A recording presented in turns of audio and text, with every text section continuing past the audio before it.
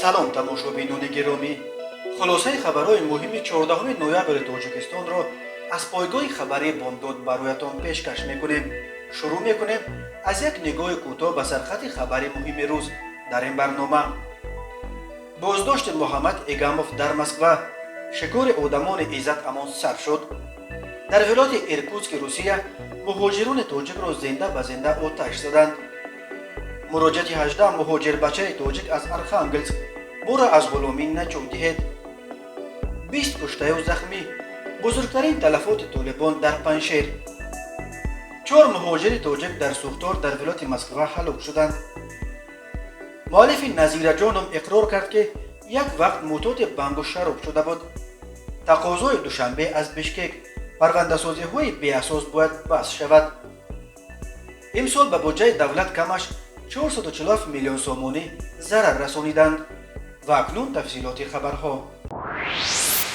се манбаи мухталифи наздик ба маркази тоҷикони шаҳри Москав, созмоне ки ҳомии шинохтаи ҳуқуқи муҳоҷирони тоҷик Иззат Амон то истирдодаш ба Тоҷикистон раҳбарӣ мекард, ба пойгоҳи хабарии бомдод хабар доданд ки Муҳаммад Эгамов, яке аз нафарони наздик ба Иззат Амон ва аз кормандони фаъоли маркази тоҷикони Москва боздошт шудааст ва дар сезои рақами 4 Медвед дар минтақаи Медведовкаи пойтахти Русия нигоҳ дошта мешавад. як ҳамсӯҳбати бомдод гуфт ба эҳтимоли ғолиб Муҳаммад Эгамовро низ ба мисли Иззат Амон аз шаҳрвандии Русия маҳрум гардонида сипас ба Тоҷикистон мефиристанд. қаблан гузориш шуда буд ки баъди истирдоди Иззат Амон мақомот дар Тоҷикистон ба хешовандони Эгамов ки дар Москва тиҷорати муваффақи хонафурӯшӣ дошт фишор оварда истоданд ва талаб доранд ки ӯ бо ихтиёри худаш ба Душанбе биёяд ва ба суолҳои мақомот ҷавоб диҳад. рӯзи 14 ноябр адвокати шинохта Шурат Қудратов ва Суроби Ҷаҳон, ду корманди дигари маркази тоҷикон низ таздиқ карданд ки дар бораи эҳтимоли ба Тоҷикистон бурдани онҳо ва дигар афроде ки дар Москва бо Иззат Амон ҳамкорӣ доштанд, аз манбаъҳои мувассақ хабарҳои ба дасташон расидааст. Шурат Қудратов гуфт дар мавриди ӯ ҳатто эҳтимол заданд ки ба Тоҷикистон бурданаш шояд дар ягон 10 рӯзи оянда сурат бигирад. Бахтовар Ҷумаев, як ҳомии дигари ҳуқуқи муҳоҷирони тоҷик дар Москав, ки низ қаблан бо маркази тоҷикони Иззат Амон ҳамкорӣ мекард, дар суҳбат дар ин бора худдорӣ кард, вале иқрор кард ки телефонҳояшро гӯш мекунанд. чанд нафари дигар аз онҳое ки бо Иззат Амон дар гузашта ҳамкорӣ доштанд низ дар суҳбат бо бомдод аз дурнамои тираи сарнавишти худ шиква карданд ва гуфтанд ки ба малоҳизаҳои бехатарӣ ҳолу худро пинҳон карданд ва роҳҳои аз Русия баромадан ва паноҳ бурдан ба кишварҳои амтарро меҷӯянд. Иззат Амон, ҳомии шинохтаи ҳуқуқи муҳоҷирони тоҷик, моҳи март аз шаҳрвандии Русия маҳрум гардонида шуд. ба таври мармӯз аз Москва ғайб зад. рӯзе баъд вазорати корҳои дохилияи Тоҷикистон эътироф кард ки Иззат Амон дар Душанбе боздошт шудааст ва ба қаллобӣ айбдор мешавад. моҳи октябр дар ҳоле ки интизор мерафт Иззат Амонро бар асоси авф озод кунанд, пардохт нашудани 312 сомони пули даъвои касеро баҳона карда, ӯро аз имкони авф маҳрум ва ба 9 соли зиндон маҳкум карданд. як гурӯҳи муҳоҷирони тоҷик иборат аз 18 нафар ба ирсоли як видео ба пойгоҳи хабарии бомдод шикоят карданд ки онҳоро ҳанӯз рӯзи 3 июл бо ваъдаи 40 000 рубли маош аз Тоҷикистон Далер Шарипов ном сокини хуҷанд ба Русия ба шаҳри Архангельск овард ва онҳо 4 моҳ дар як сохтмон дар кӯчаи Полина Осипенко бинои рақами 6 бепул кор карданд. ин сохтмонро ширкати Прогресстрой ба рӯда доштааст. дар видеое ки рӯзи 26 октябр сабт шудааст, коргарони тоҷик дида мешаванд ки бо вуҷуди заминро пӯшондани қабати ғафси барф дар тани либоси тунук кор карда истоданд. гӯяндаи Навор мегӯяд ба онҳо дар ин 4 моҳи корияшон на фақат маоши ваъдагиро надоданд, балки ҳоло боз 1 миллион 200 000 рубл қарздорашон карданд. яке аз муҳоҷирони фиребхӯрда дар суҳбат бо бомдод гуфт тибқи тафовуқ онҳоро бо ҷои хобу хӯроки бепул бояд таъмин мекарданд ва ҳар моҳ 40 000 рубл маош медоданд. ӯ афзуд вале дар ин 4 моҳ 18 нафар дар маҷмӯъ ҳамагӣ 120 000 рубл пул гирифтем ки ба ҳисоби миёна сари ҳар кадомамон 7 000 рубл ҳам намешавад. ба болои ин як нафар бо номи Собир худро раҳбари диаспораи тоҷикони Архангельск муаррифӣ карда гуфт ки гӯё мо баъди 4 моҳи кори бепуламон боз аз вайҳо برای پتند و خورد و خوراک جای خوب و دیگرش 1,200,000 روبل قرضدار شدیم. ما مجبور شدیم که از آنجا گریزیم، ولی آنها به ما تهدید کرده ایستادند. اخیرا یک نفر از تاجیکستان زنگمان زد و تهدید کرد که یگان ویدیو نکنید که مسئلهتان بیضیب می شود. همصحبت بامداد گفت این 4 ما را در چنین شرایط غلامی چگونه بسر کردند فقط خودشان میدونند و خدا. گاهی وقت شد که گرسنه‌ام خوب رفتیم، کسی نمیدوند که قرض نکرده باشیم. صابر و دلیر را پرسیدیم که ما 4 ماه کار کردیم، پولمون کجاست؟ میگوید 1,200,000 دیگر باید بدهید. بعد قرض بلیط و پتنت و جای خوب و خورد و خوراکتان بود می شود. این اگر غلامی نیست پس چیست؟ این مهاجران تاجیک از سفارت تاجیکستان در روسیه، نمایندگان مهاجرت تاجیکستان و رهبران سازمان‌های تاجیکان روسیه خواهش و التجا دارند که آنها را از بند غلامی و تعقیب صابر و دلیر نجات دهند. بعد فرار مردکاران تاجیک، صابر و دلیر تلفن‌هایشان را کشتند و به اداره بامداد میسر نشد که با آنها تماس بگیرد و فکرشان را درباره این ماجرا پرسد. شام 12 نوامبر در شهرک زلاری ولایت ایرکوتسک بین یک گروه ساکنان محلی و 6 مهاجر تاجیک که در یک ساختمان در این شهرک کار میکردند مناقشه روی داده است. بنا به اطلاع مقامات پلیس و تفتیشات ولایت ایرکوتسک، در جریان مناقشه طرفهای درگیر یکدیگر را لطکوب کردند و بعدا ساکنان محلی و گنجه‌ای را که در آن مهاجران زندگی میکردند آتش زدند.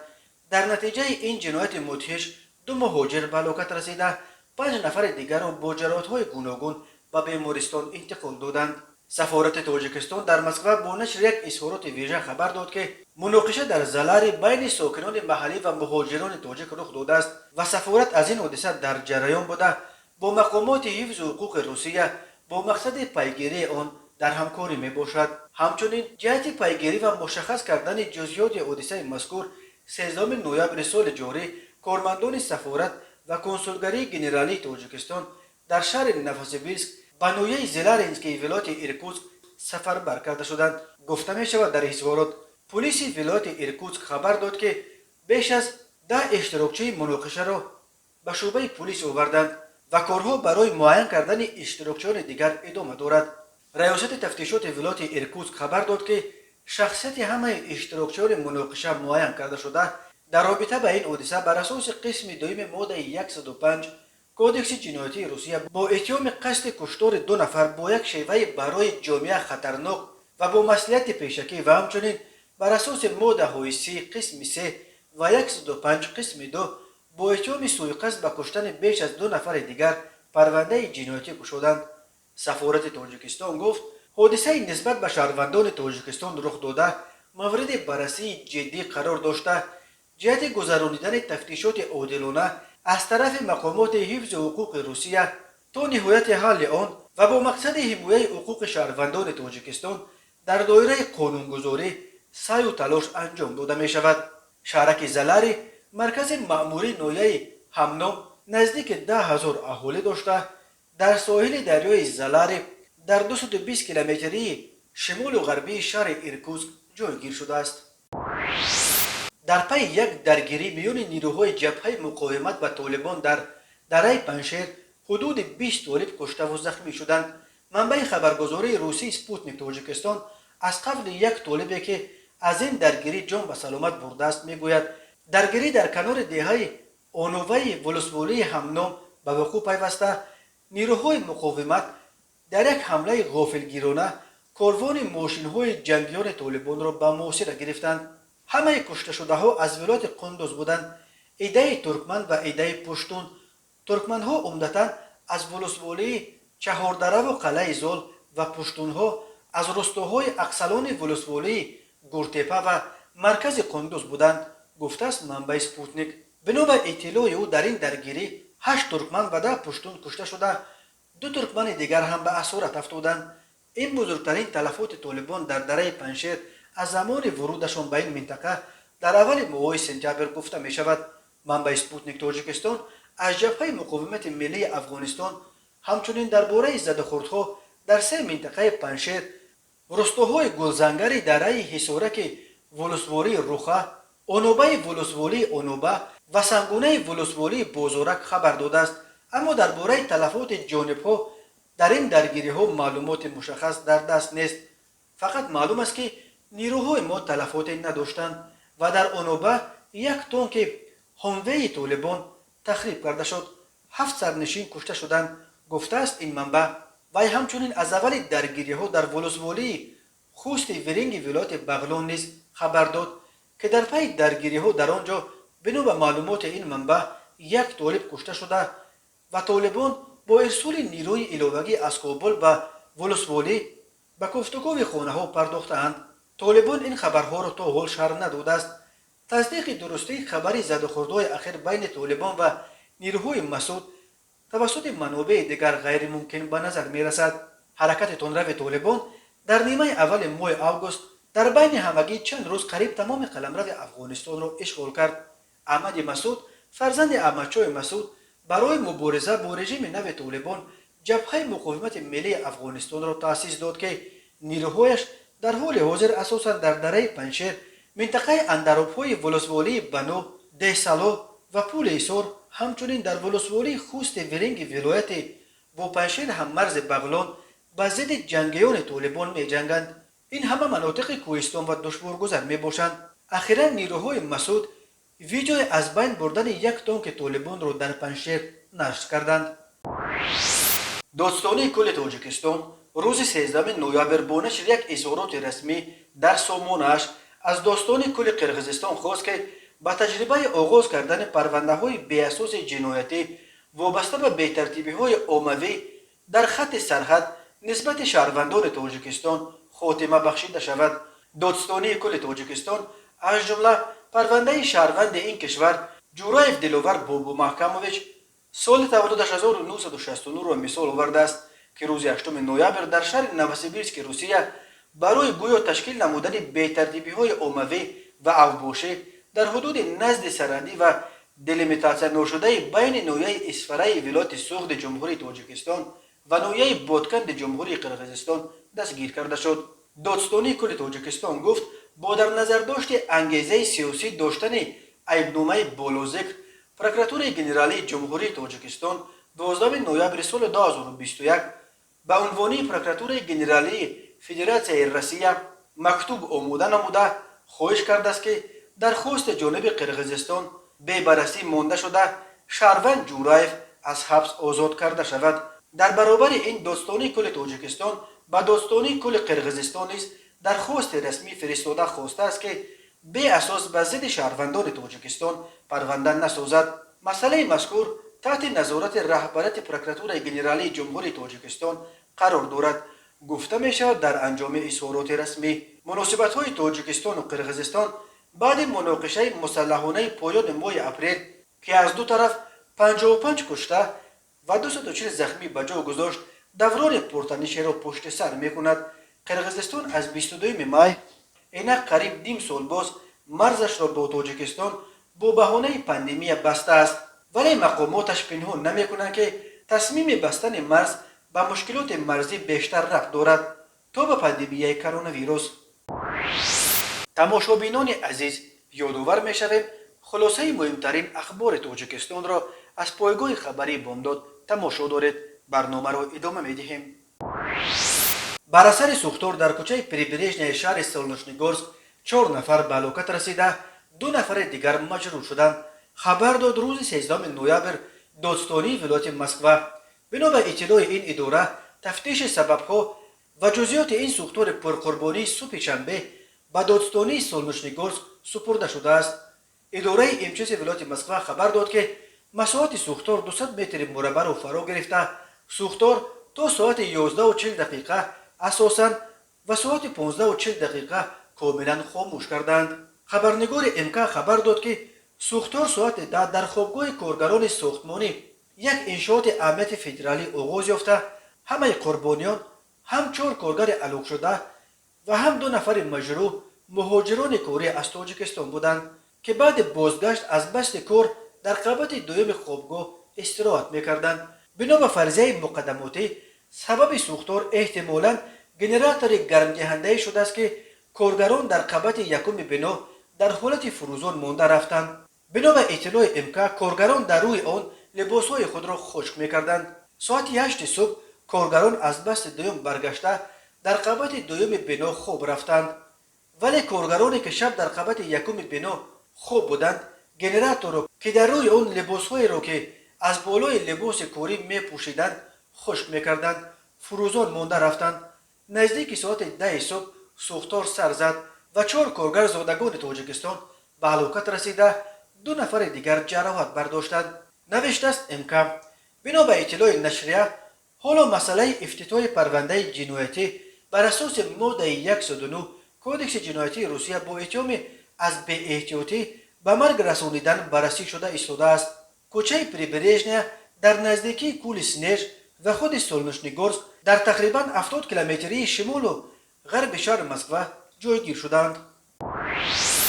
روز 14 نوامبر پرزیدنت تاجیکستان امامعلی رحمان همراه با رئیس مجلس ملی و شهردار دوشنبه رستم امامعلی، سروزیر کوهی رسولزاده و رئیس مجلس نمایندگان محمد طاهر زاکرزاده با رفت کارهای ساختمانی در میدان استقلال شنا شده در معرکه نهال شنانی در یک گوشه باغ نهال درخت نادری سیکوویا شنانیدند. خدمات مطبوعات پرزیدنت ذکر کرده است که اولین درختان سیکوویا کالیفرنیایی را امامعلی رحمان شخصا 20 سال قبل از خارج آورده در باغ قصر ملت شنانده بود. بعد شناندن درخت 4 رهبر اول کشور با رفت کارهای ساختمانی در میدان استقلال شنا شدند. این میدان که سال 2022 باید به استفاده داده شود به مجموعه معماری رمز استقلال و آزادی باید من بعد به میدان اساسی مرکزی پایتخت تبدیل بیابد. مساحت عمومی میدان استقلال 30 گکتار بوده، 2.7 گکتارش را مکان برگزاری چهاربینی‌های سیاسی تشکیل می‌دهند.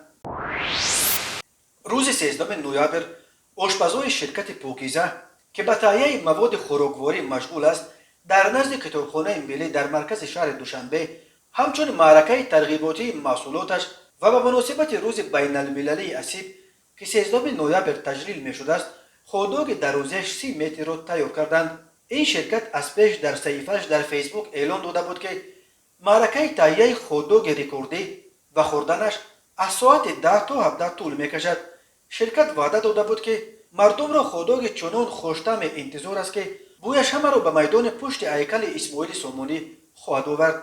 شرکت پاکیزه گفت تمام پولی که از حساب فروش این خودروگ رکوردی به دست می آید به سازمان خیریه نور فردوس خواهند داد. آوازخوان در گذشته مشهور استراد تاجیک مؤلف ترانه در وقتش خیلی مشهور نظیر جانم مهربان رفشن که چند سال آخر در روسیه کار و زندگی میکند در برنامه ناگفته های ژورنالیست و راوی شناخته آرزوی عیسی اعتراف کرد که وقتی که یک مدت زیر بار گران قرض بانک ماند و خانه اش را هم از دست داد رو به بنگ و می آورد و معتاد شراب و مواد مخدر شد، ولی حالا شکر خدا همه مشکلات پشت سر شد و بنگ و می هم در گذشته ماند. حالا دیگر بنگ و می را به سجده و عبادت عوض کردم، گفت مهربان رفشن که ماه سپتامبر به خاطر توی عروسی دخترش از روسیه به وطن برگشته است. مهربان رفشن گفت برای رهاییش از قرض بانک مهاجران تاجیک در روسیه کمکش کردند. او گفت در روسیه شغلش اساساً هنرنمایی در توی و سور هموطنان است. مهربان رفشن در برنامه آرزوی عیسی همچنین گفت اون دوره مشکل زندگیش را در کلیپ ترانه دوست تصویر کرده است. این کلیپ درباره حیات خود من است، گفت آوازخوان که در اول سالهای 2000 در برابر صدرالدین و بهرام غفوری از ستاره‌های رده اول استراد تاجیک شمرده میشد، ولی حالا معروفیت قبلیش را از دست داده است. مهربان رفشن ماه مای سال 2020 در یک مراجعتنامه ویدیویی با صدای گریه آلود از مخلصانش دعوت کرده بود که به او دست کمک دراز کنند. مهربان رفشن خبر داد که در وقتهای آخر مشکلات از پس مشکلات دامنگیر شده است. او گفت در این روزهای کرانتین در روسیه در مانده است و آن هم در حالی که ماه پیش در یک صدمه نقلیاتی دستش شکست. به بالای این یک رفیقش آوازخوان را به مبلغ $60,000 فریب داده است و اکنون بانک میخواهد در تاجیکستان برای $3,000 قرض خانه‌اش را بگیرد. مهربان رفشن خطاب به آن رفیقی که فریبش داد گفت من شکسته باشم هم هنوز نریختم، باور دارم که با کمک مخلصانم از این وضعیت میبرایم.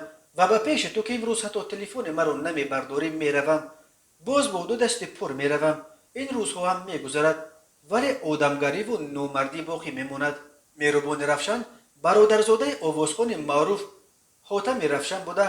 در میانه دهه اول سالهای 2000 به صحنه استرادا آمد و با ترانه‌های چون تمنا و نظیر جانم در یک مدت کوتاه در ردیف معروفترین آوازخوان استرادای تاجیک قرار گرفت.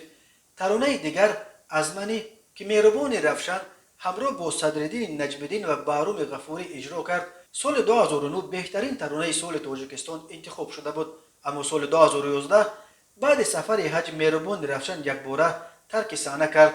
قبل از وی امکش حاتم رفشن نیز ترک آوازخوانی کرده بود و فقط در حلقه یار و دوستان اساساً ترانه‌های عارفانه میخواند. سال 2019 مهربان رفشن کوشش کرد که به صحنه برگردد و حتی یک کنسرت با نام بازگشتم برگزار کرد، ولی معروفیت قبلیش را برگردانیدن نتوانست. ترانه نظیر جانم تا کنون یکی از بهترین ترانه‌های استرادای تاجیکی دهه اول سالهای 2000 دانسته می شود.